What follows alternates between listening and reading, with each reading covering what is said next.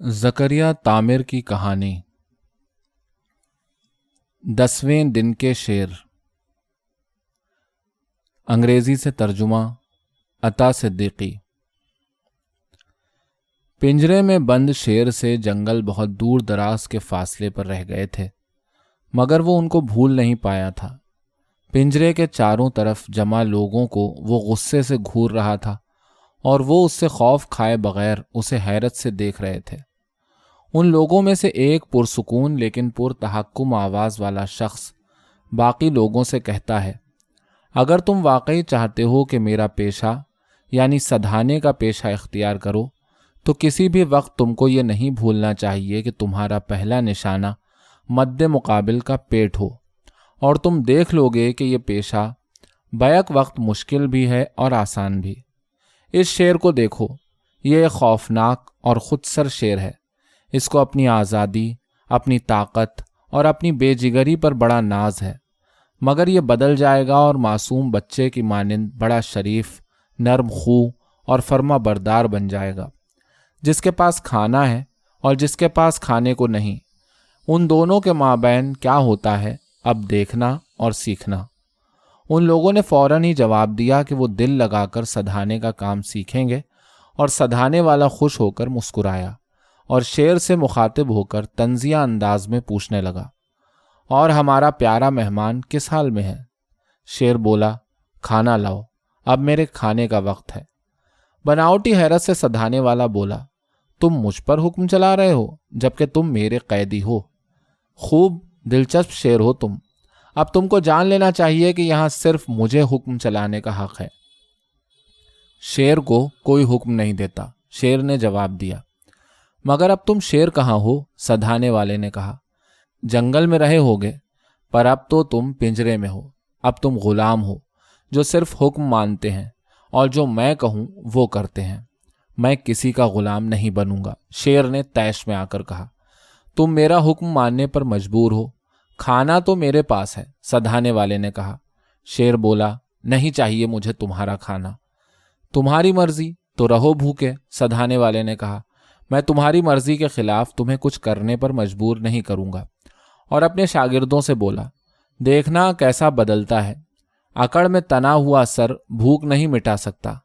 شیر بھوکا رہا اور ان دنوں کی ہڑک میں اداس رہا جب وہ آزادی سے آندھی طوفان کے مانند اپنے شکار کے لیے جدھر جی چاہتا جھپٹ سکتا تھا۔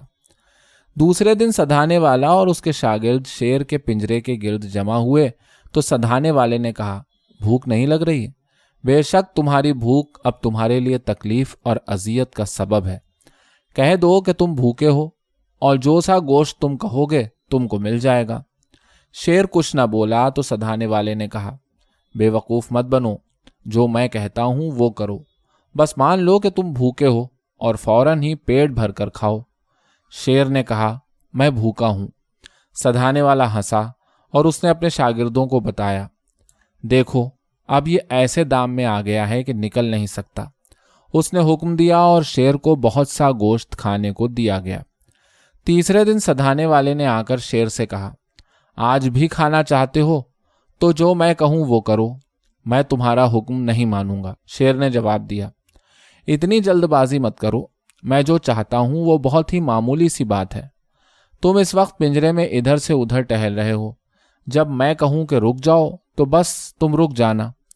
یہ تو بہت معمولی سی درخواست ہے، شیر نے دل میں کہا، ایسی بھی نہیں کہ میں اس پر اڑ جاؤں اور بھوکا مروں۔ بہت درست اور تحکمانہ لہجے میں سدھانے والا چلایا، رک جاؤ۔ شیر فوراً ہی منجمد ہو گیا اور سدھانے والے نے خوش ہو کر کہا، شاباش۔ شیر بھی خوش تھا، اس نے ندیدوں کی طرح کھایا۔ اس اثنا میں سدھانے والے نے اپنے شاگردوں سے کہا، کچھ دنوں کی بات ہے، یہ کاغذی شیر بن جائے گا۔ چوتھے دن شیر نے سدھانے والے سے کہا، بھوک لگ رہی ہے، مجھ سے رک جاؤ کہو۔ سدھانے والا اپنے شاگردوں سے بولا، اب یہ میرے حکم پسند کرنے لگا ہے۔ پھر اس نے شیر سے کہا، آج تم کھانا اس وقت تک نہیں کھاؤ گے جب تک تم بلی کی طرح میاؤں میاؤں نہیں کرتے۔ شیر نے غصے کو قابو میں رکھا اور دل میں کہا، بلی کی نقل کر کے تو میں اپنا ہی دل بہلاؤں گا۔